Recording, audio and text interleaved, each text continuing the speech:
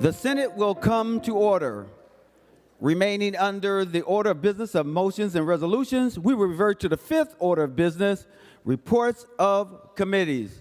Senator Murphy for a motion to adopt the committee reports printed in the addendum. Thank you, Mr. President. I move the committee reports printed in the addendum be adopted with the exception of the reports pertaining to Joint Rule 2.03, and I ask for a roll call. Roll call requested, roll call granted. Any discussions? Seeing none, the secretary will take the roll.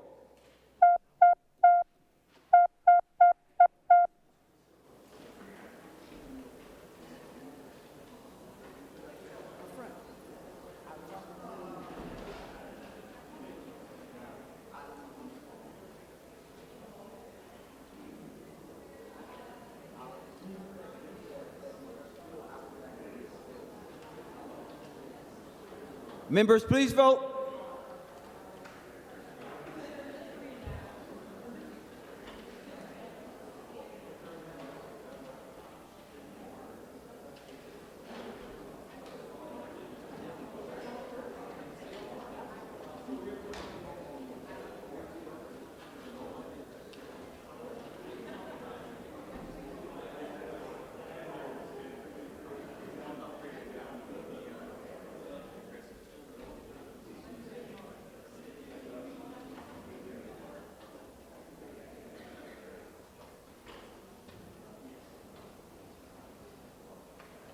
Mr. President.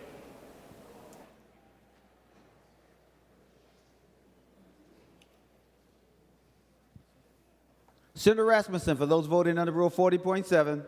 Thank you, Mr. President. Senator Lang votes no. Senator Lang votes no. Senator Kunis, those voting under Rule 40.7. Thank you, Mr. President. Senator Dietzig votes aye. Senator Dietzig votes aye. Senator Port votes aye. Senator Port votes aye. Senator McEwen votes aye. Senator McEwen votes aye. And Senator Pappas votes aye. And Senator Pappas votes aye.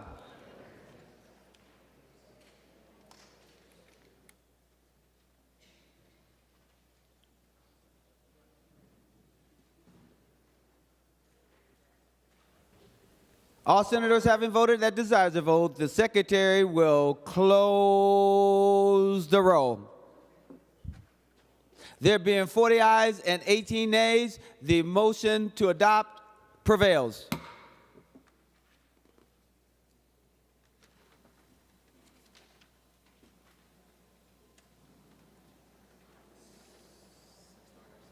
Members, we will now go to the sixth order of business. The secretary will read the Senate file numbers. Senate file numbers 2909 and 3035. The Senate files have been given their second reading. Members, we will now go back to, we are remaining under the order of business and motions and resolutions. And then pursuant to Rule 26, I call on Senator Murphy. Thank you, Mr. President. Pursuant to Rule 26, I designate the following bills be made special orders for immediate consideration. Members, the list is on your desk. Thank you, Senator Murphy. The special orders list is on your desk. Senator Putnam for House File 1278, Disaster Assistance Contingency Account Appropriation. Senator Putnam. Thank you, Mr. President and members. This is a pretty simple bill. In 2012, the Office of Legislative Auditor asked for the creation of an account that would help us out with disasters when federal dollars were not available, or when we weren't in session, or there's a match for federal aid that was necessary. So the Disaster Assistance Contingency Account was established soon after in 2014. This account is extremely important and used frequently. Senate File 2307, or the House number, provides a one-time transfer of $40 million directly to the Disaster Assistance Contingency Account.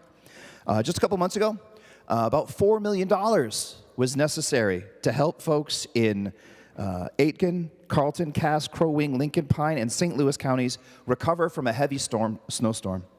And that's just one event. Since the creation of this account, it's drawn about $20 million a year to help Minnesotans respond to weather events that cause tremendous damage and interruption to their daily lives. The cost goes up just about every year, given the status of some of our deferred maintenance that we've done to sewers throughout the state, and because of the increasing severity of inclement weather. Members, we use about $20 million a year. This account is currently down to $750,000.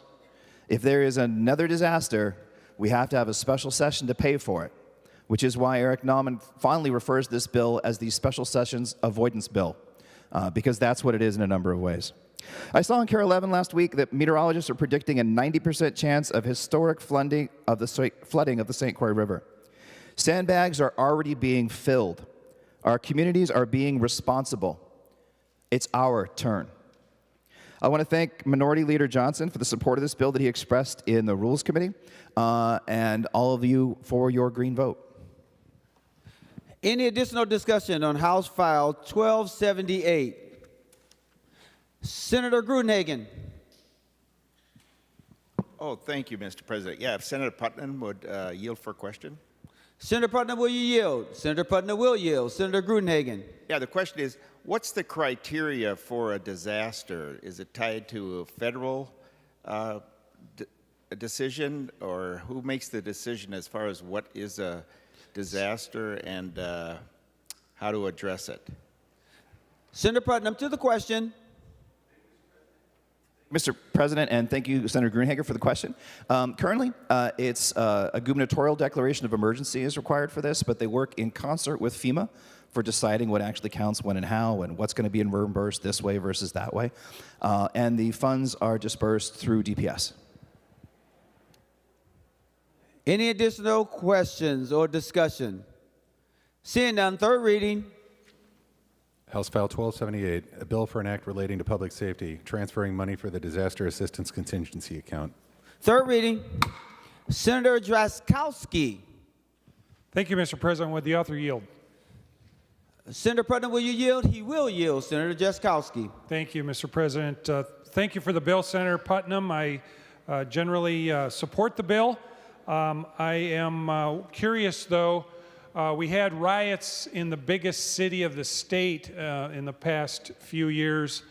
Are there additional requests for that money that are being staged and potentially could consume some of this $40 million? Or can you assure us that that will not be part of the consumption of this money?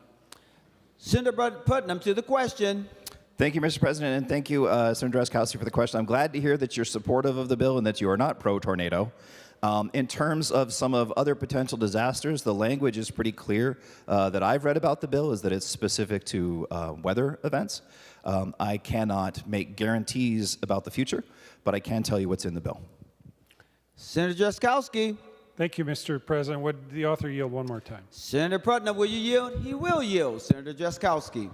Thank you, Mr. President. Thank you, Senator Putnam. I enjoy being anti-tornado. And so I guess the direct question, Senator Putnam, would be, are you aware of any requests that government is holding now from the unrest and the violence that happened in the city of Minneapolis within the last 3 years that's in front of government now asking for this type of money? Senator Putnam, to the question, and remember, we are still talking about House File 1278. Senator Putnam. Thank you, Mr. Chair, and thanks again, Senator Drazkowski. The simple answer is no, but the more complicated answer is I don't think that it would be immediately relevant because these are concerns about weather. Senator Drazkowski. Thank you, Mr. President. Thank you, Senator Putnam. Any additional questions? Seeing none, the Secretary will take the roll on House Files 1278.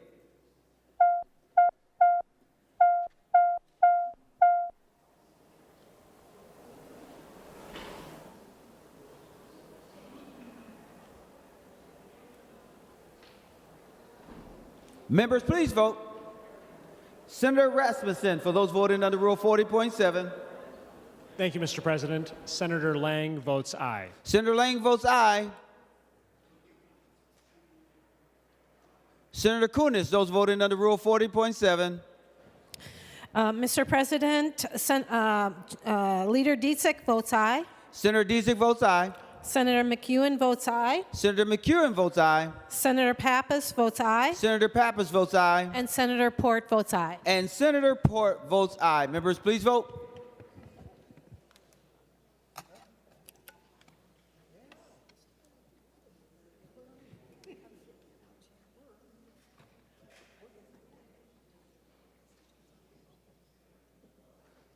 All senators having voted who desires to vote, the secretary will close the roll.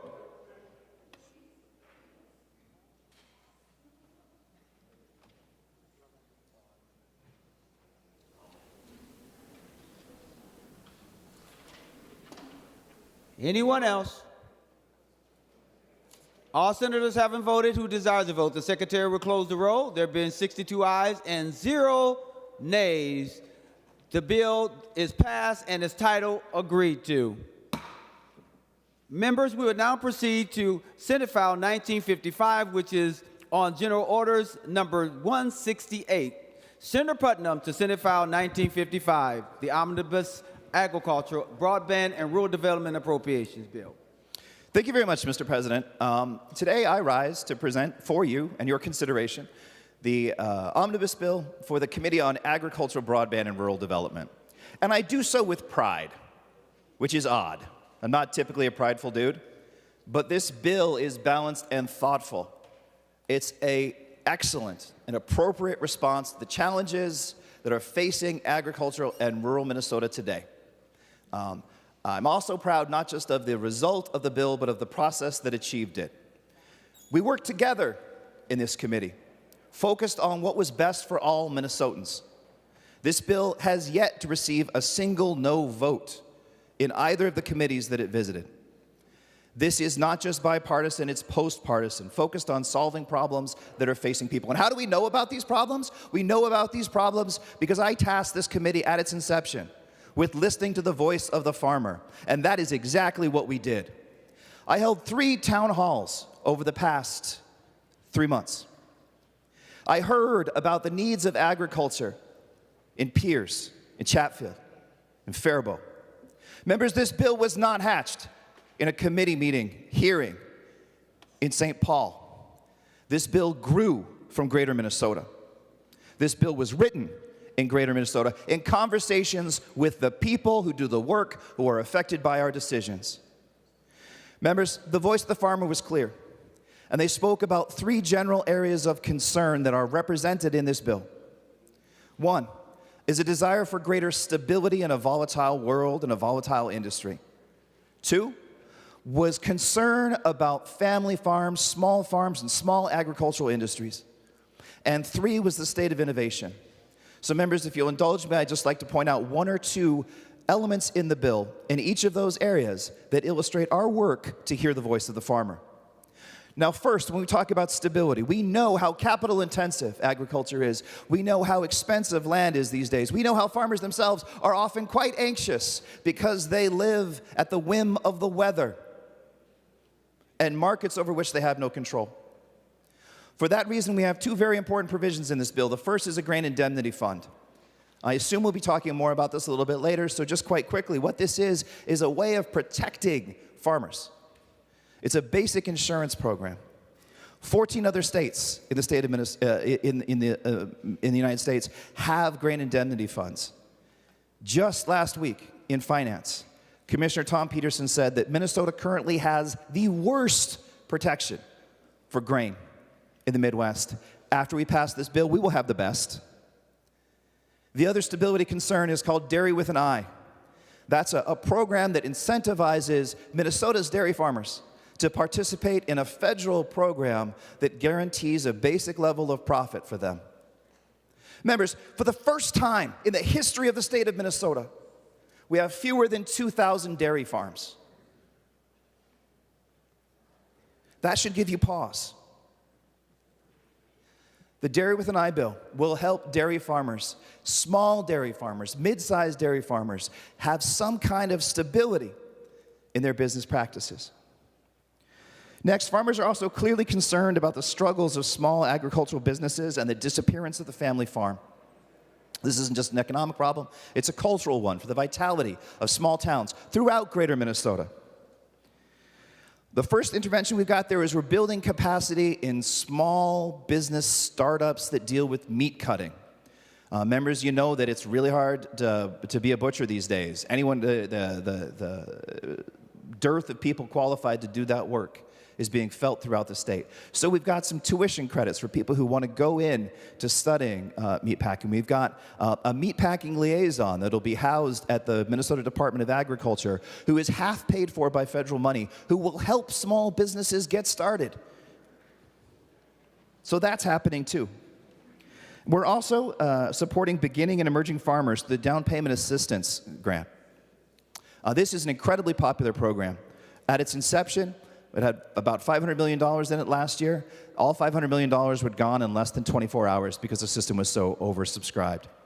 This is a popular program that does great need, and nothing could be more important now than access to land for small Minnesota farmers to be able to buy that land and keep it as agriculture, stop it from becoming something else. That's what that program is designed to achieve. Now, as we try to preserve small family farms, farmers are thinking about the future. Minnesota's farmers are poised to lead into the future of technological innovation. And we've supported a couple projects on that. We invest $2 million in soil health.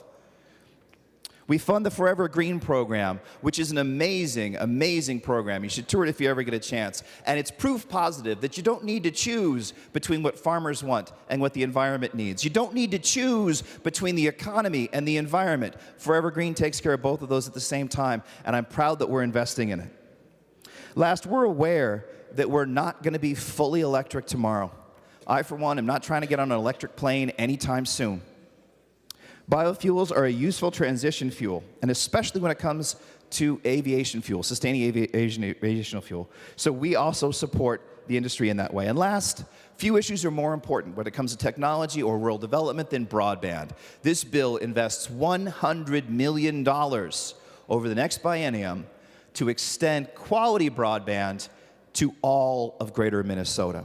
And you'll note as you look at that we're diverting a portion of that money especially to underserved areas, because it's a lot more expensive to get to those areas that are called low-density areas. Members, this bill focuses on stability, future farmers, and technological innovation.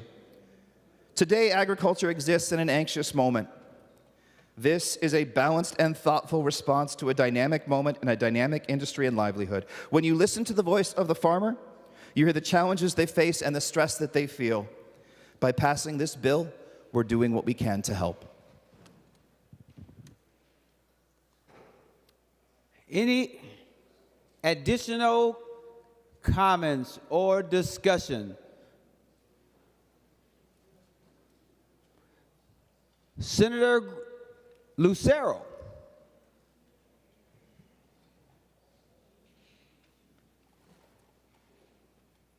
Thank you, Mr. President. Just wondering if the chief author, Senator Putnam, would yield for a question. Senator Putnam, will you yield? He will yield. Senator Lucero. Thank you, Mr. President, and thank you, Senator Putnam. So in regard to the broadband, just had a question here. So I'm reading the language, and there are multiple references to broadband, and there are cross-references to existing statutes. I'm just wondering if you can confirm what the definition by means of bandwidth is of broadband. Senator Putnam to the question. Thank you, Mr. Chair, and thank you, Senator Lucero, for that question.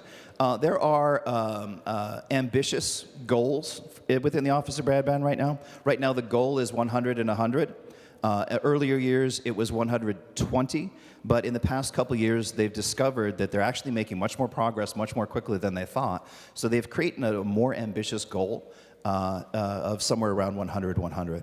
And I apologize, Senator Lucero, I'm not a tech guy, so I can't go much further than that into the detail. But I am actually quite grateful and optimistic that the Office of Broadband is that ambitious. Senator Lucero.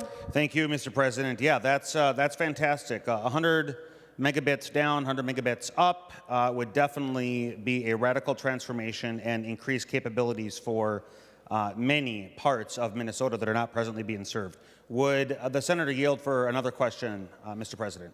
Senator Putnam, will you yield? He will yield. Senator Lucero. Thank you, Mr. President. And when I'm looking more at the language, it says on line 52.11, it uses the verbiage business case where the business case cannot be made for the extension of broadband facilities. So based on that language, can you just please provide some clarity on what that might look like? I read this as a physical medium such as fiber or perhaps copper or coax, or are other mediums in perspective here such as Wi-Fi, cellular, or other means? Senator Putnam to the question. Thank you, Mr. President, and thank you, Senator Lucero. I can say that by far the preference is for fiber. The language does not, I think, deny the extension to other choices, but I would say personally that I would prefer fiber as well. I mean, it's one of those situations where we're going to look at certain geographic areas, certain kinds of extension of broadband are more appropriate. We need to have some level of dynamism and able to respond to those different dynamics. However, I would say that we all know that fiber is perhaps the fastest and the best for the long-term growth of greater Minnesota. Senator Lucero. Thank you, Mr. President, and thank you, Senator Putnam. And I'll just ask him to yield for one more question. Senator Putnam, will you yield for one more question? He will yield. Senator Lucero. Thank you, Mr. President, and thank you, Senator Putnam. Then I just want to make sure then, would satellite be permitted under this language, or would the intent of satellite? And what I'm thinking about is right now capabilities do exist. We have Starlink is just one of the more popular options that are out there as a satellite option. It's used by many rural areas, not just in the state, but not just in this country, but around the world. And it does provide upload and download speeds, is my understanding, that even exceed the 100 megabits that we just referenced. So would that be an option under this verbiage? Senator Putnam to the question. Thank you, Mr. President. Thank you for that question and for lending us your expertise on this issue, Senator Lucero. I would say that my intent in this language is to make it as flexible as possible so that decisions can be made about particular regions, particular needs, and particular technologies. Senator Lucero. Okay, thank you, Mr. President. And I will just conclude with this. Yeah, we know that internet access is just as important as almost every other utility today. Electricity, natural gas, other forms of energy infrastructure that bring services to the home. This has become, in our day, a service that is critical to communicate with the world, to learn, to do business, and it is something that's very, very important. The only concern that I would have, and again, I'm in favor of clearing regulations out of the way, providing a path, helping to assist, fund, to bring these capabilities to rural parts of the state. And I happen to be in one of those states, or not one of the states, one of the areas of the state that is challenged right now for broadband. So I'm struggling with that myself.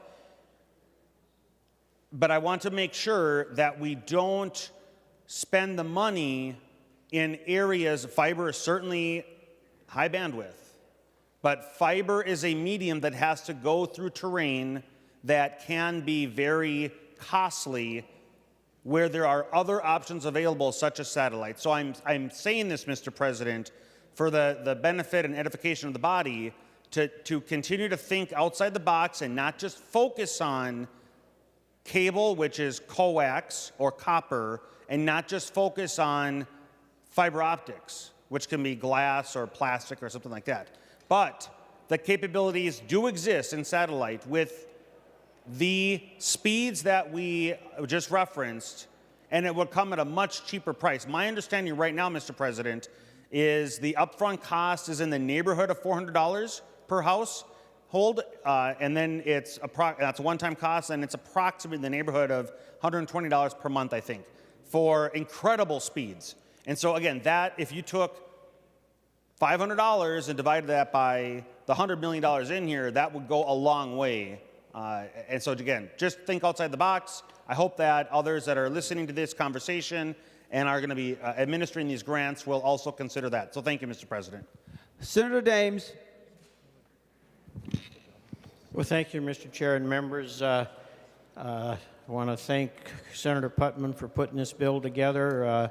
I know that the committee's worked very hard to get a pretty good bill here, but sometimes there's opportunities to make the bill a little bit better, and so I'd like to speak about that a little bit today.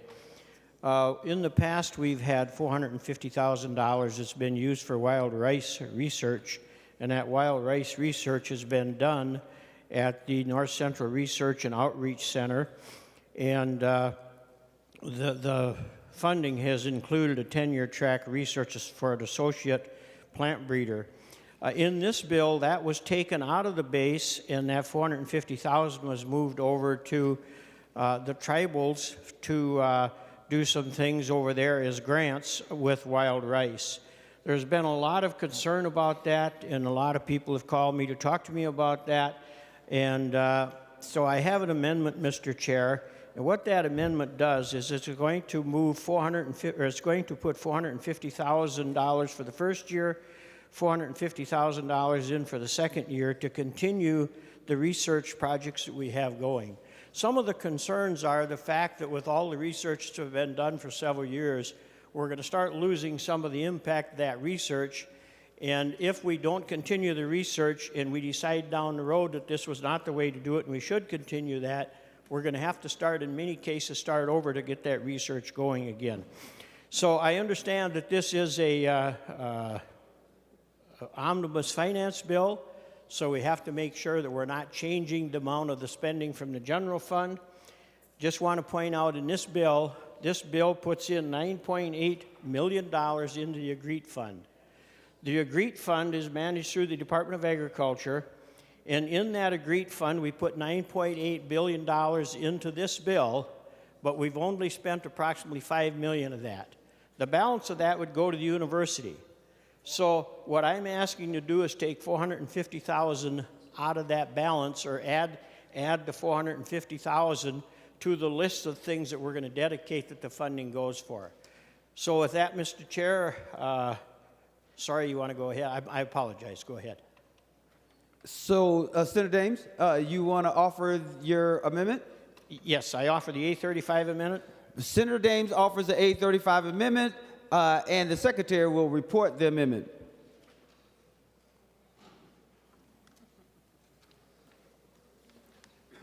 Senator Dames moves to amend Senate File 1955 as follows. Page 9, line 18, after the semicolon, insert. This is the A35 amendment. Senator Dames, any more comments on your A35 amendment?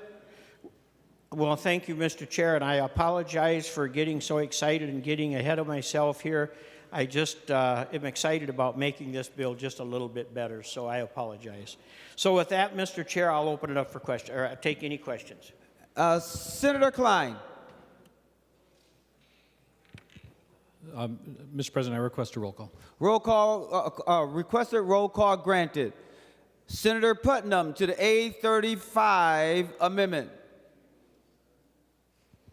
Thank you, Mr. President, and thank you, Senator Dames, for bringing this issue up, but also not just for bringing it up, but acknowledging its complexity, because this is a very difficult question and a very difficult issue, and that we have taken very seriously over the past couple months as we struggle with finding the best path forward.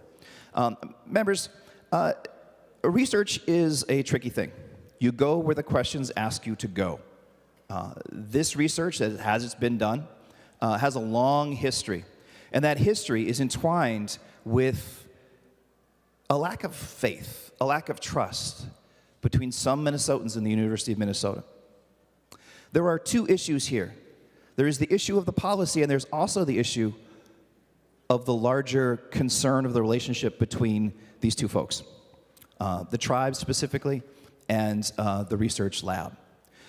When we first began struggling with this issue, we came up with language that said, oh, this is just money that needs to go to research. That wasn't satisfying to me, and it wasn't satisfying for some other people. So instead, we came up with the language that is currently in the bill, which I will read to you right now. The $450,000 is for projects, programs, and research associated with the preservation and production of wild rice in collaboration with tribal governments as defined in Minnesota statutes. What that means quite clearly is that folks can still do breeding research. They just have to agree with each other that that's what they're going to do. And even if they don't decide to do breeding research because of its cultural insensitivity or because of tribal sovereignty issues, because of any of the number of complex issues that are here, that research can still continue. This is not the end of this research program. What it is a lever to encourage people to work together to do better. That's what this change in language accomplishes. Still focused on wild rice, still giving money, potentially to that same lab, but it just means people got to agree before they get the money. I would like to see us as a Senate encourage collaboration a little bit more, and that's what this language actually does. So, members, I would encourage a red vote on the amendment, acknowledging Senator Dames' hard work on this issue and the intensity of feelings on either side. I think that the compromise that we came up with is actually pretty good and the best step forward. Senator Klein. Oh, all right. Any other questions before I go back to the author of the 835 amendment? Senator Westrom. Mr. President, I rise in support of the Dames amendment. Members, I think wild rice and the research that they've been doing and the value that the crop is to our state as a part of our agriculture, we ought to continue it. And so this amendment is very reasonable, moves forward with what we've funded in the past with the research.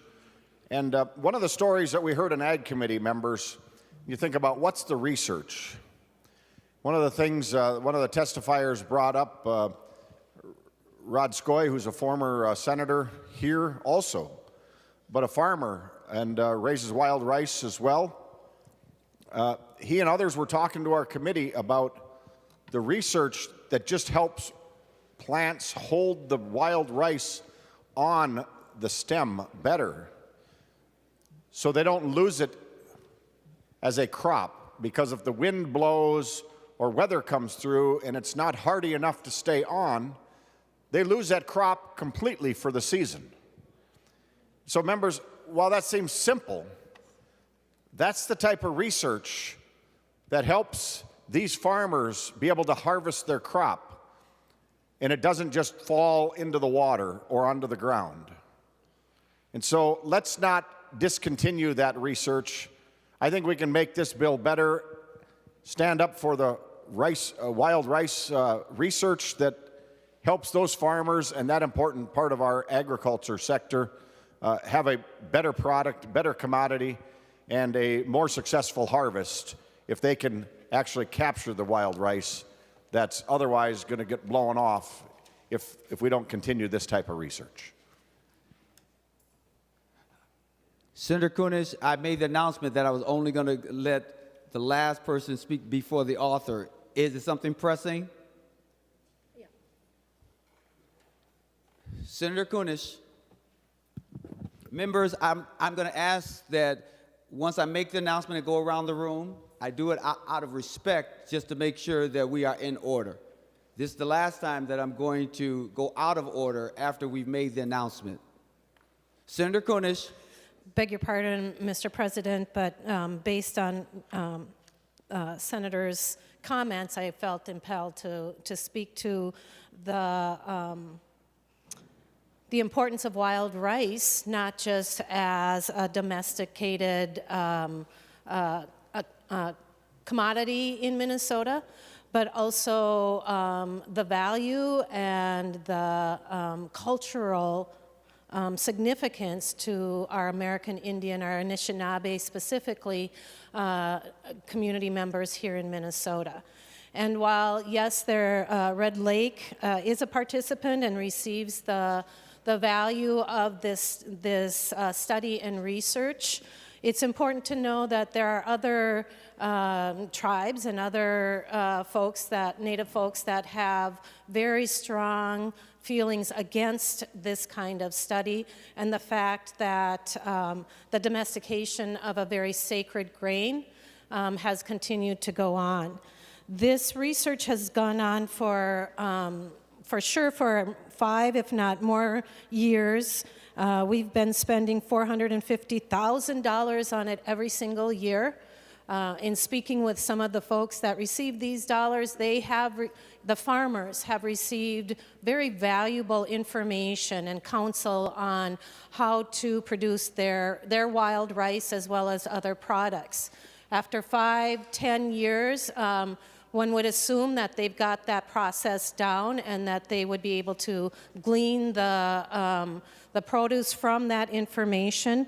And so just recognizing that the genetic map of this wild rice genome is being changed, and while many will say that it won't affect the wild rice, that it's not going to blow over onto wild rice and change that, we have to be sure that we are taking these dollars that are taxpayer dollars and using them in a broad array. So rather than just keeping it stuck into one study, these dollars would allow other groups, such as the tribes and other groups, to access these dollars. So the dollars aren't going away. They're just saying that more people will be able to use these dollars to do these studies, as well as to find that agreement when it comes to the wild rice studies. And so, members, with that, I would ask that you would vote no on this amendment. Senator Dames to the A35 amendment. Before we vote, Senator Dames. Well, thank you, Mr. President. And on your desk, there's a letter from the Minnesota Cultivated Wild Rice Council. And there's also a resolution from the Red Lake Band of Chippewa Indians. That's also on your desk.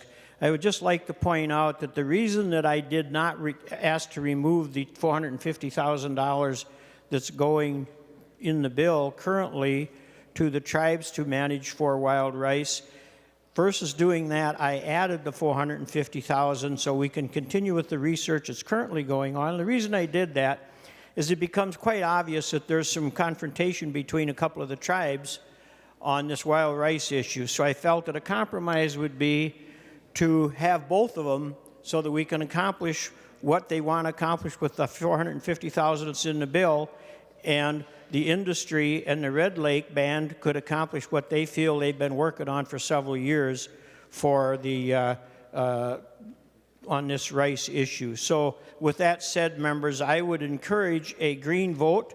I think this is important, and it isn't going to slight anybody. What it's going to do is add another option, and sometimes adding another option is not a bad idea. So members, I would encourage a green vote. The Secretary will take the roll on the A35 amendment.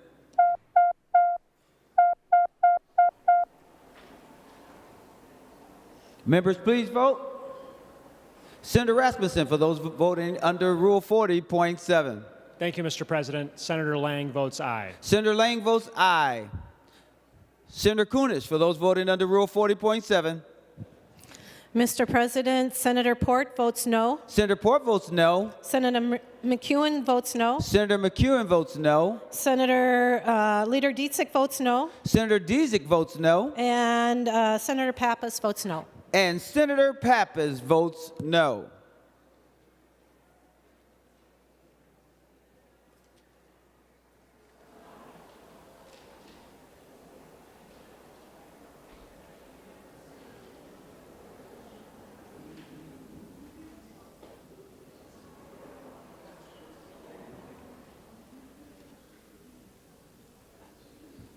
All senators having voted who desires to vote, the Secretary will close the roll. There being 30 ayes and 34 noes, the A35 amendment is not adopted. Senator Dames, do you have another? Any others?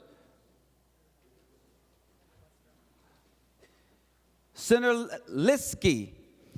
Thank you, Mr. President. Mr. President, first I would like to thank Senator Putnam for putting forward this bill and working very hard to work across the aisle. I can see a lot of work in here where he's trying to work with everybody here and focusing on farmers.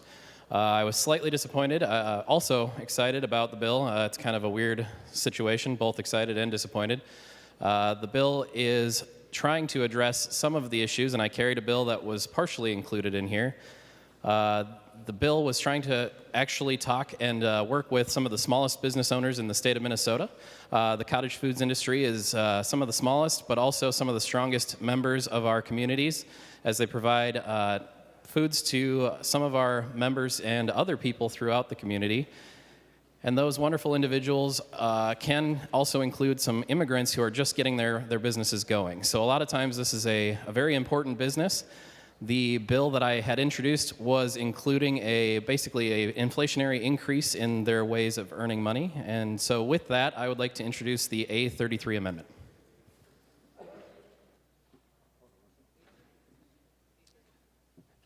Senator Liskey offers the A33 amendment. The Secretary will report the amendment. Senator Liskey moves to amend Senate File Number 1955 as follows. Page 37, after line 19, insert. This is the A33 amendment. Senator Liskey to your A33 amendment. Thank you, Mr. President. Mr. President, the A33 amendment, as I was discussing previously, directly addresses inflationary costs. From 2021, we had a nice increase to support these small businesses. The part of the bill that I had introduced previously that was taken out of this bill is hopefully going to be re-added here, as this is going to allow them to match the costs of inflation. Thank you. Any further discussion? Senator Klein. Thank you, Mr. President. I request a roll call. Roll call requested. Roll call granted. Senator Putnam to the A35 amendment. A33, I'm sorry. Thank you, Mr. President. And thank you, Senator Liskey, not just for offering this amendment, but for being really great to work with on this issue. And I hope you know, and I hope everyone who's watching out there knows, that I admire and respect and want to support the cottage food industry as much as we possibly can. And the problem here is actually similar to some of the issues that we've had before, is that it's not just the policy. There's a longer history that's pretty tangled and pretty messy. And you can't really solve the problem independent of also dealing with some of that history and some of the relationships that already exist. I have committed to the cottage food advocates, met with them yesterday, and said, look, we're going to meet in a couple weeks and start ironing this stuff out. You are going to sit down in the same room as MDA, and we're not going to leave until you're pals. That's going to happen. So the policies that don't have immediate fiscal impacts or aren't part of this more tangled web that we're dealing with, we accepted in finance just a couple days ago when we approved, I think, which is a great idea from Senator Liskey's bill, to allow people to ship stuff and deliver it. So we took care of that part of it because that wasn't part of the tangled mess of everything else. So members, I'm going to urge you to vote no on this amendment. But also, it's very important for you to be established and say again that I completely appreciate where it's coming from, and I want to keep doing the work to iron this stuff out. But it's got to be ironed out before the policy is going to work really well. So members, again, with respect to Senator Liskey and to the cottage food folks, I think this is a great idea, but now is not the time because we got some more work to do. So I urge a no vote. Any other discussions on the A33 amendment? Seeing none, the Secretary would take the roll.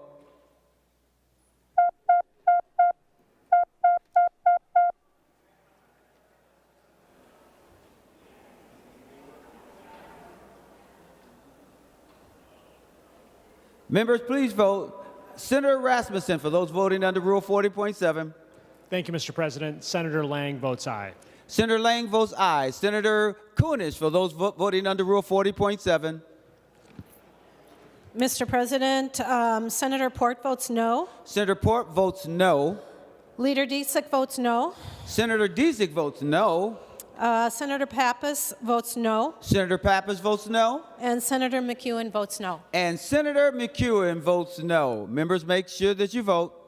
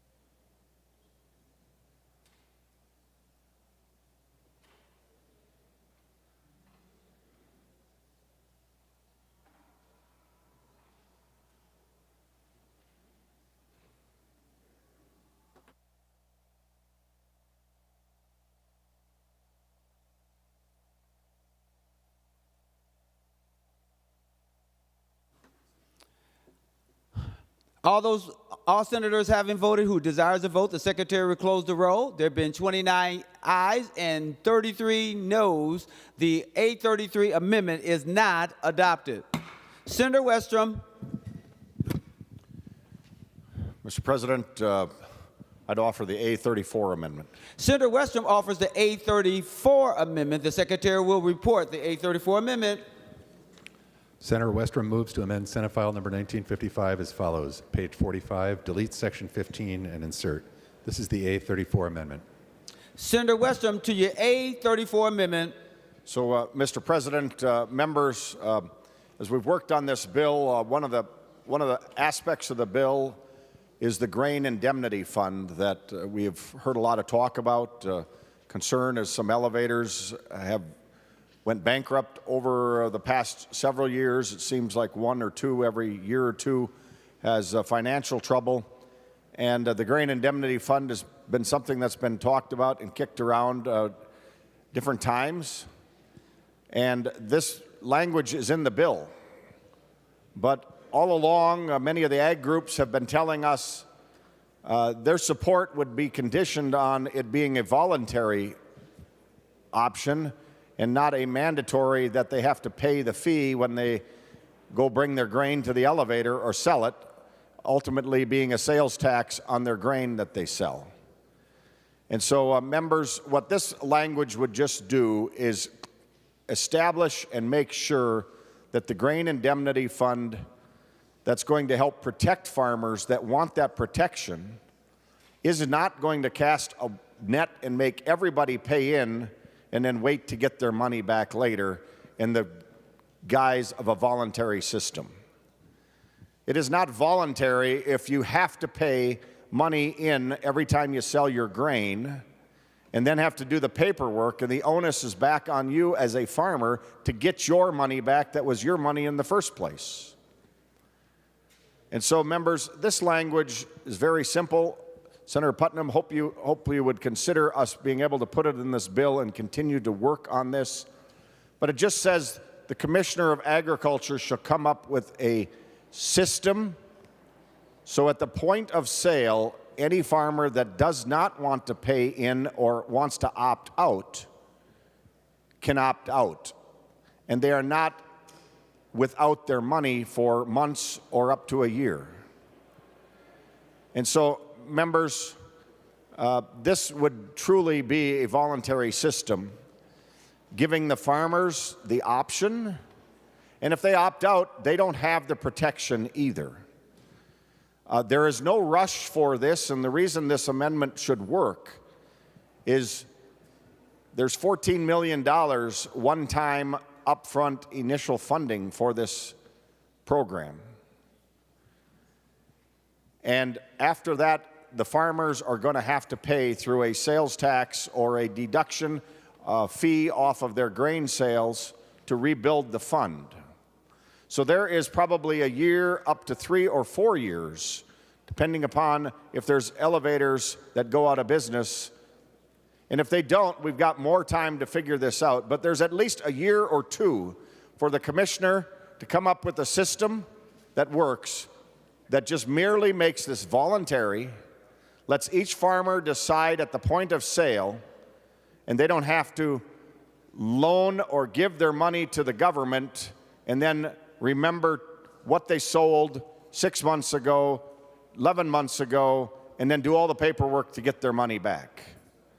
So, members, the current system is much like the Menards rebate that everybody's familiar with, the 11%. Now, the reason the 11% is such a clever marketing scheme is it gives a lot of people the perception of a discount, but unless you go to the work and keep all your receipts and get them sent in, you don't get your money back. And Menards knows this. And so the 11% becomes 5 or 6 or 7% because many people don't ever send in and do the paperwork for that rebate, and so they know that. Let's not frustrate our farmers that are going to be selling grain. If they don't want to be in this, make them go to paperwork and do a lot of extra hoops after the fact, after they loan the money to the government. Let's make this a voluntary program. We can get it set up, give the commissioner time. They've got time to do this. And let's make this voluntary for the farmers that want it and need it. And those that don't have to lend their money or loan their money for months or up to a year without getting it back. Senator Klein. Mr. President, I request a roll call. Senator Klein, roll call requested, roll call granted. Senator Howell. Thank you, Mr. President. And members, for those folks that don't understand grain farming, those farmers only get that revenue at the time of sale. So and that's why it's so important to make this a voluntary program, because it is important for them to be able to know exactly where their money's coming from, when they're going to get those funds, and how to disperse it properly. And for having them to wait or make the decision to try and get those funds back, it may not work in their operation. So it's important so they can make that decision. If they want to play in the program, they can. It's like they can hedge their bet. But they need those funds, and it should be their decision on whether they participate in the program or not, because it depends on their operation, and it could depend on their survival. And we lose enough farmers every year during this time. So we need to do what we can to make sure that they have the flexibility in their operation to make it work. So I think this is a reasonable amendment to give them a little flexibility in their operations. Thank you, Mr. President. Senator Putnam to the A34 amendment. Well, I want to thank Senator Westrom for offering this amendment and for the conversations we've had about this issue over the course of the session, and also Senator Howe for bringing in his wisdom on this issue. And so perhaps it would be useful to provide some deeper context about the Grain Indemnity Fund, because I doubt that many of us here stay up late night thinking about it, but I can promise you farmers do. In the listening sessions that I have heard, no issue resounded more profoundly than the issue of the Grain Indemnity Fund. We know that farmers, communities all around the state, have lost their entire livelihoods on a collapsed grain elevator or one that went bankrupt. Their entire livelihoods. People are going bankrupt because we haven't taken care of this problem yet. So I appreciate Senator Westrom's conviction and commitment to this program and the tinkering he'd like to do with it. My issue with the amendment and why I would encourage members to vote against it is partially because it's a little bit vague. The current language that we have in the bill is actually pretty clear about a lot of dimensions of how this works as an opt-out program. So right now, in the language that we currently have, MDA is forced to communicate with farmers, with grain elevators, to make sure that farmers know their options. Members, the way this works is actually really, really simple. It was patterned on the opt-out program that Michigan adopted that has been incredibly successful. You drop off your grain, the grain elevator folks are, here's a form, fill it out if you don't want to participate in this program. You fill it out on the hood of your truck, then you give it back to them, and you get your money back, not whenever, but this language demands that it's returned within 90 days. So the language that we already have is explicit and is clear that this is a voluntary program, and that it will be as easy as possible to opt out as we can do. And members, one other point that I think is really important to emphasize is the only one who has spoken against the grain indemnity plan in our committee was a representative of the grain elevators. And she said very clearly, so clearly, but I still asked her to say it again, that an opt-out program, an opt-in choice instead of the opt-out that we currently have, was completely unfeasible and impractical. She doesn't want this, and she doesn't want this change either. Members, this is the most efficient, the simplest way to protect the program. And remember, too, the premiums aren't paid until the balance dips under $9 million. At this point, farmers are completely innocent of any expense here. And when they do begin getting charged, if that's necessary at some point, it's around $7 for $20,000 worth of insurance. That's pretty cheap, pretty easy for us to do, essential for us to do for the vitality of farmers throughout the state of Minnesota. So members, I respect the spirit of the amendment. I appreciate the commitment to the program as a whole, but I still must urge a red vote on this amendment. Any other discussion on the A34 amendment? Seeing none, the secretary will take the roll.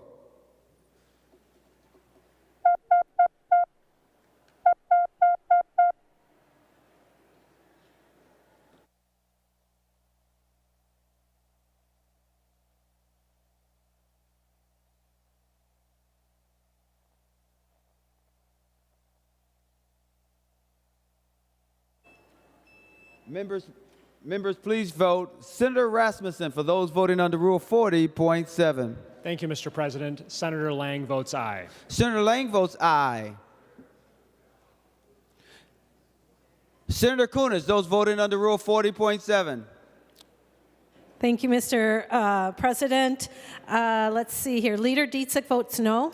Senator Dietzig votes no. Senator McEwen votes no. Senator McEwen votes no. Senator Pappas votes no. Senator Pappas votes no. And Senator Port votes no. And Senator Port votes no.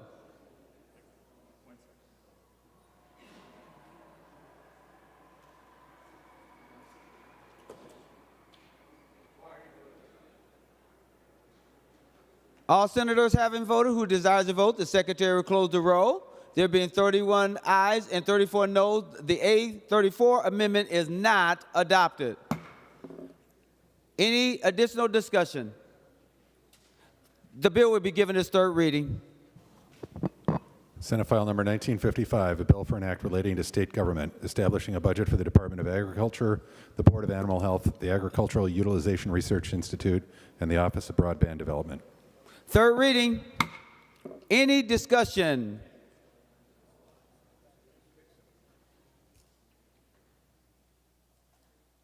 Senator Westrom. Mr. President, members, just want to talk about some of the importance of the agriculture and rural broadband bill and the committee work that we've done, continuing on some of the good work that's been done in the past, some of the things we want to continue to support are the meat processing and our small and middle-sized meat packing plants and encouraging small startups across all of Minnesota to help process locally those farmers' livestock and give consumers all those choices locally to buy local or to buy certain premium cuts of meat or other types of products that our meat markets produce. We all enjoy, whether it's on a Friday night or a 4th of July. There's a lot of great products we enjoy, but it doesn't just happen without commitment towards the meatpacking industry and our local butcher shops. And part of that is the training and helping companies get started up in our small communities. And so the $1.5 million in this bill will continue what we've done in the past few years to promote more local meat processing, which really became evident as we started getting on the edge of food shortages and rationing meat in our grocery stores during 2020 and 2021 with COVID. And it really brought home the importance of having that local butcher shop and the ability and the capacity to process our animals. I recall there was a time they were probably 6 to 10 months behind before you could bring an animal in to get processed at a lot of local butcher shops. Folks, we can't have a good, solid system if it's that far behind in order to process our meat. And so, members, that's a piece of this bill that really will continue improving in areas that we want to make stronger across rural Minnesota. Biofuels, biofuel in our state has become a big opportunity. In fact, it's really Minnesota's only oil well is ethanol or biodiesel. And so, members, we want to continue the commitment of biofuel infrastructure grants to help our small stations improve their pumps or equipment that's not certified for E15 or higher blends. And so these grants, coupled with private investment that our gas station owners put in, will help them be able to dispense more biofuels, as they say, more homegrown energy dispersed from our hometown businesses. And so, members, that $4.5 million is a good thing to support, to help support rural Minnesota, help support the opportunities for homegrown energies, biofuels that are made and processed and grown right here in Minnesota. And members, we've got the dairy industry that's got the opportunity to buy into revenue insurance from the federal government. Some dollars in here will help encourage and help those farmers with some of their premiums so they have that security. Minnesota had the highest purchase of the federal insurance last round.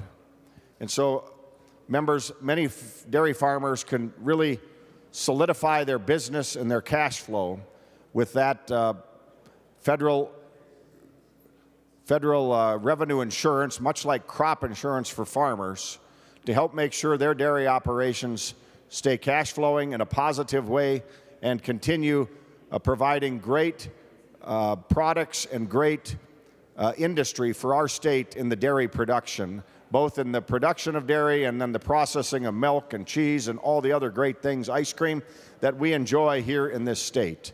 And so we've got a strong dairy base in our state, and we want to continue to grow that and make it stronger. And members, a few other things that I just want to highlight. The research that goes on at the university and other places many times goes a little unnoticed. We had a good discussion about the wild rice research and the dollars that we wanted to put into that. Members, there's a reason that our farmers are benefiting from 200 and 250 bushel corn crop expectations these days, unlike the 1980s when you were lucky to have a 100 bushel corn crop. And if you got a 100 bushel corn crop, you thought you had a bumper crop. Our soybeans, our wheat, our other grains that are growing in our state are significantly benefited by the research that continues to go on, coupled with input and advice from all the ag groups and the organizations that bring to the university and other research institutions the need that they have, that they're seeing in their field, whether it's corn that stands stronger in windstorms, or beans that have pods that are higher up on the stalk so they can get them easier with the combine, or ears of corn or beans or other wheat or crops that don't fall off as easy in the wind, as we talked about with the wild rice. Now, this is all basic research, hybrids, and improvements that benefit our farmers, but it's through the research dollars that we commit from the state of Minnesota towards agriculture to make it strong. And lastly, members, rural broadband has been something we have pushed strongly in the Senate. As the former chair of the Ag Committee and Rural Broadband, we wanted to make sure this program did what we set out to accomplish, which is fill in the unserved areas of high-speed internet in rural Minnesota. And so this bill will continue that trend. And what we've started in the Senate, brought the House along last year. Begrudgingly, we had to kind of carry them over the finish line, but we did. We got the governor to sign the bill with the most historic investment in rural broadband. And this will be another $100 million towards those grants for unserved areas to target the hardest to serve, the most rural in many cases, but areas that are unserved with high-speed internet. Let's get everybody a road to their place, and then we can decide what they want to drive on their road. But in many cases, I've said this before, high-speed internet is like a road to your property. If you don't have it, you don't have access to all the things the internet can bring you. And in rural Minnesota, that's pretty important, especially in recent years, how we've seen the transition to working from home, the ability to remote work anywhere across the state and the country. It's a renaissance in rural Minnesota. I have noticed in the last few years how many people have moved to rural areas. And that renaissance will continue as long as we support that rural broadband so many people can work from home or do part of their work from home or educate themselves or their students going to school, telehealth. There's an endless supply of opportunities. And it's exciting to figure out and to imagine what it will look like in 5 or 10 more years. But those people that want to live in a rural area can't do it if they don't have high-speed internet. And I'll just conclude with a story that I heard at a town meeting a year or so ago. It was a professor, actually, that worked in South Dakota, but lived in my district in western Stearns County. And they came to my town meeting, and we talked about this. But one of the biggest things they had made a mistake when they bought their place is they assumed they had high-speed internet right in the center of Minnesota. And it turns out they did not have the internet speed they needed for him to do the work he was doing at a college out in South Dakota. So long story short, they finally got the high-speed internet. But members, it's that type of story, it's that type of opportunity, it's that type of greatness that high-speed rural broadband will bring to our rural communities and give so many more people the opportunity to live in a small town that didn't exist 10 and 20 years ago. And so that's why I'm so bullish, so excited, and why I support the rural broadband program so much, because we're getting this built out, and then it continues with private industry. Government can get out of the way. So with that, Mr. President, I appreciate your indulgence, but I wanted to highlight some of the importances of the ag and rural broadband bill that we're considering here today. Senator Kupik. Thank you, Mr. President. I will start by saying yes, everything that Senator Westrom just said. Excellent, all excellent points, so I won't go in and repeat those. But remembering that agriculture is still the backbone of the Minnesota economy, and I'm very proud to be a part of the Ag Committee that's put this bill together. I also want to say thank you to all my fellow senators who served on the Agriculture Committee. It has been an absolute joy this session to be on that committee and to do great work for the farmers of Minnesota. And as Senator Westrom said, the broadband is so crucial to our rural economy. And yes, it is a driver for those Main Street businesses, more people in town. People want to live that rural lifestyle and live that, and this gives them a great chance moving forward here in Minnesota. I'll just highlight two other little tiny pieces of this. We've got some extra money here too for our county fairs, which are a great part of highlighting rural life in greater Minnesota. And we've also got a little money for county weed agents. They are unsung heroes of controlling invasive species that come into our farm communities, and we're going to give them a little money. It's always been kind of an unfunded mandate, and I'm very proud to be part of that, serving that. So thank you again. I hope you all support the bill. It is a great bill, and I'm very proud of the work we've done on the Agriculture Committee. Senator Gustafson. Thank you, Mr. President. Farmers are critical to Minnesota because they provide essential products, they generate employment, and they promote rural development. I am proud of the work that we accomplished. I want to thank Senator Putnam for an amazing agriculture bill that I think reflects and sees all of Minnesota, and I'm honored to have bills included in the omnibus. As many of you know, I joined the Minnesota legislature with the goal to address food insecurity in our schools. I'm proud to have authored the Farm to School bill that will dedicate approximately $3 million in the next 2 bienniums and will increase funding to support Minnesota school districts that want to promote and use Minnesota agriculture products in their schools. Getting our Minnesota-grown produce in front of our students is essential to addressing food insecurity in our schools, as well as getting healthier options in front of our students as well. I'm also proud to offer a bill for Good Acre Leaf program that brings fresh produce grown by emerging farmers in Minnesota to local food shelves. Additionally, the training and technical assistance that Good Acre provides to the farmers they work with is an invaluable asset to supporting more farmers and their farming businesses. And we have to remember that farmers are also small business owners. This is another way that we can, as a legislature, we are addressing food insecurity as well. It is a privilege to be part of the Agriculture, Broadband, and Rural Development Committee.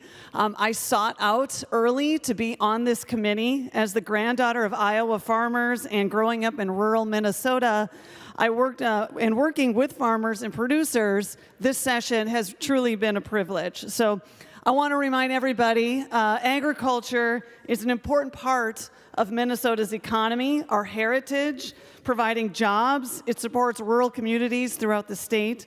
I support this bill. I urge members to do the same. Thank you so much. Senator Seeberger. Thank you, Mr. President. My family is made up of farmers. My mom grew up in a tiny town in Senator Dames' district, small town called Echo, Minnesota, where she farmed with her 6 sisters, 1 brother, and worked hard on the land. I still have family there. I am proud to represent the interests of farmers on the Ag Committee. I think we have done excellent work this session, and I'm really proud of the bill that we're bringing forward here today. A couple of things I wanted to highlight. First, a bill I carried relating to the Forever Green program, which is a program to develop and invest in cover crops for our farmers so that the soil can be worked and renewed and made healthier throughout the growing season and into the winter and through the cold winter months. It's a revolutionary idea. It's got great traction. It provides another revenue stream for the farmers, and I'm super excited about it. I think it's a fantastic problem, and I'm honored to be the author of that bill. And like Senator Westrom, broadband is very important to me. I live in Afton, Minnesota. It's a rural town, but it's within the metro area. When I moved into my house in Afton, Minnesota in 2011, we did not have broadband internet. I remember my husband walking around trying to figure out where's the plug, we did not have broadband in our house. Broadband is a utility, the same as electricity, the same as water, and it's something that every home in every business in Minnesota deserves to have. And we saw over COVID how important it is to have connectivity and reliable broadband in every home. I am proud to offer the bill that provides $600 million to the border-to-border broadband program with a federal match and $40 million to the lower population density grant program, which also adds a federal match. This is a fantastic bill. I'm grateful to everybody on the Ag Committee that I served with. It was an honor. It was a pleasure. I don't want to offend Senator Latz, but it was my favorite committee. And I'm very proud of this bill. Thank you. Members, just so that we're clear, I have a list, and I want to make sure I have everyone on the list who wants to speak before we go to the author, because I don't want to have any missteps. And I do have you, Senator Kunesh, on the list. Seeing none, we're going to go to Senator Kunesh, and then we're going to go to the author. Senator Kunesh. Thank you, Mr. President. I too served on the Ag Committee, and I did that for 2 years when I was in the House. I learned so much. I was very excited to be invited back to be on the committee here in the Senate. There's 2 things that I would like to speak to, the farmers market grants that are in this bill, as well as the meat processing part of this bill. If there's one thing I love to do in the summer is to travel around the state and go to all the different farmers markets in the different communities. I have a couple of my favorites. And recognizing the value that these farmers markets bring to communities. They're not only bringing the fresh produce from the farmers, allowing those small farmers to sell their product, but you're bringing healthy, nutritious value into the community. It also brings the community together, maybe once a week, and not just like the individual town, but many towns will join it. and recognizing how great those farmers markets are. 7 years ago, I joined with a couple other community members, and we started our own farmers market in New Brighton, which has been hugely successful. And it's not just a summer farmers market, but in the winter, one Wednesday a month, we also are able to provide those cottage foods, those crafts, some of the products that the farmers have put into jars and containers. And it adds value to the community, to those farmers, and to the people that are coming to visit. So I'm really proud to be on this committee that is chaired by Senator Putnam. This specific omnibus bill provides funding for grants to start and to grow agricultural products that farmer markets across the Minnesota are able to bring into us. These grants will help support expenses such as investing in equipment and infrastructure for small farmer markets, staffing, training, and program development at those farmers markets across our state. The other thing is meat processing, and maybe you wouldn't think that a teacher would be interested in the meat processing part of agriculture, but I actually have a daughter, and I don't know how many of us in this body can claim to have a daughter that's a butcher. They're butcher, but I can, and I don't know how many can say that your Sunday dinners are around the cut of meat, the price of different kinds of meat, and the meat producers across our state. She's also lamented a number of times about the lack of skilled meat cutters and the long hours that she works because she's short an employee, and the concerns of the art of butchering, and who knew there was an art of butchering, but there is, being lost because of issues around meat processing and the bottlenecking process. So members, this bill provides grants also to bring more people into the trained workforce around meat processing and overall strengthening and growing the meat processing industry today. So members, I support this bill, and I ask you to vote green to show your support for the farmers, the meat producers, and the agricultural communities of Minnesota. The last voice will be that of the bill author, Senator Putnam. Thank you, Mr. President. And thank you, members, for this sincere, engaging, and focused conversation about what's best for agriculture and what's best for Greater Minnesota. I deeply appreciate it. But I also want to thank the people who gave us something to discuss in the first place. So I want to express my deep gratitude, my deep affection to my dear friends, Hunter Peterson, Jackie Borromeo, Jess Yagaranye, Amanda Peterson, the indomitable Laura Painter, and the mighty Eric Olson. Work gets better when you do it with good people, and that's exactly what we did. And I also want to take a moment to express my gratitude, my appreciation of the advocates for our agricultural communities. Our dear pal Caitlin from the Farmers Bureau, our friend Stu Lowry, and his beard, both of them have been very helpful in advocating for farmers.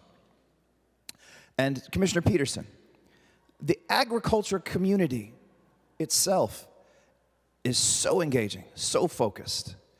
And so I want to also thank the members of the committee, Senators Westrom, Senator Dornick, Senators Anderson, and Dames, and Senators Gustafson, Kupek, Kunish, and Seeberger. Not every committee can be as cool as the Ag Committee, but I think we should all try. In the Ag Committee, we approached our work not through a partisan lens, not to pose for a podcast or dance for an interest group. We were focused on solving problems and building relationships, and I'm incredibly, incredibly proud of how well we did that this session, and I think the bill reflects the spirit with which we did our work. This is a good bill. It's a balanced bill. It's a thoughtful bill. It's a bill that's going to help people. And that's what we're supposed to do, after all. Members, this bill passed out of committee on a roll call vote with no negative votes. Functional unanimity. It received a unanimous voice vote in finance. Our friends in Ag will tell you that they love this bill, especially compared to the alternative. This bill deserves your respect. Minnesota's farmers deserve your respect. I will say before I ask for your green vote that you collectively screwed up a couple moments ago, because the disaster relief bill was my first bill that I'd ever presented on the floor, and you were supposed to all vote no for it. But you missed your opportunity to haze me, and you do not get to try again. So members, I implore you, I ask you, on behalf of the voice of the farmer, hear the voice of the farmer, heed the needs of those who need our help, and vote green on this bill. The Secretary will take the roll on final passage of Senate File 1955.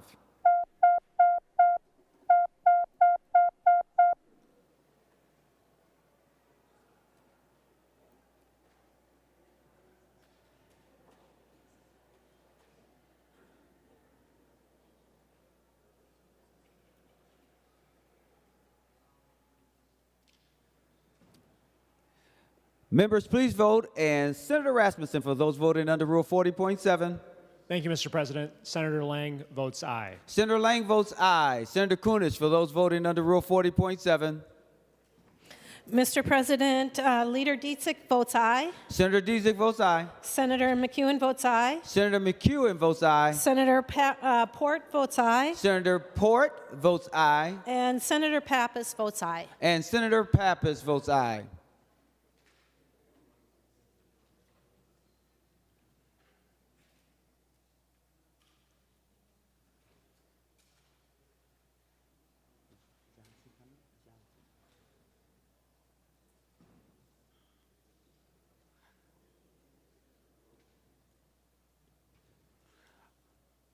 All senators having voted who desires to vote, the Secretary will close the roll. There have been 58 ayes and 7 noes. The bill is passed and its title agreed to. No applauding in the chamber. All right, members. Senator Murphy for motion. Thank you, Mr. President and members. It is a good day to pass an ag bill with such a strong showing of support.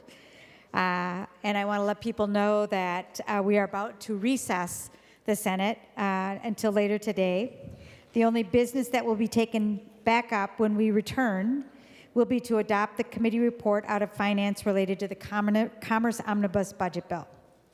An email will go out at least 30 minutes before we reconvene, but only a couple of members are required to return to the chamber later today.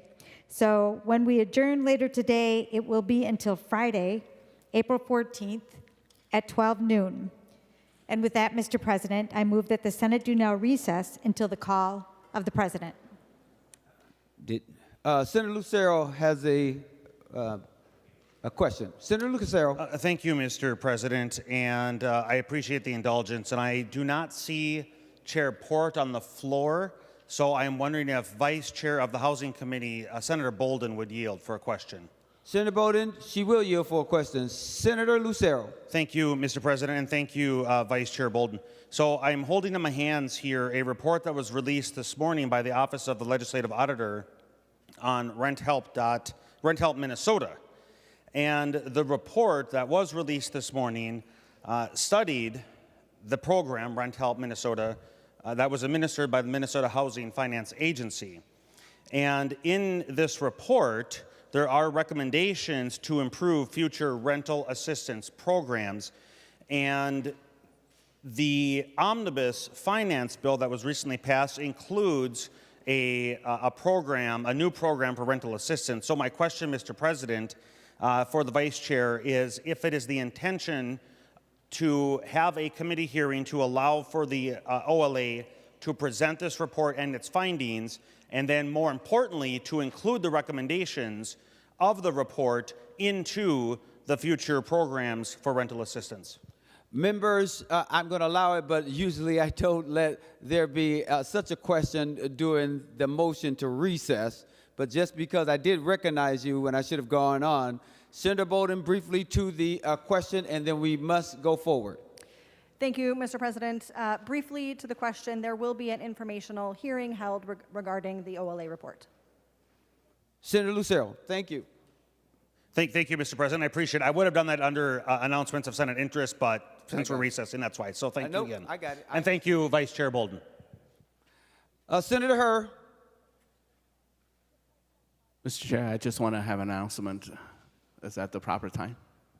Yes, make your announcement, Okay. Senator Herr. Yep. The Committee on Environment, Climate, and Legacy will be meeting at 3 o'clock. Any other announcements for committees? Any other announcements? The motion before us is the motion to recess until the call of the chair. And the only thing that you're going to do when the small skeletal crew comes back will be to adopt a committee report. Any other discussion? Seeing none, all those in favor say aye. All those opposed say no. The Senate is now in recess.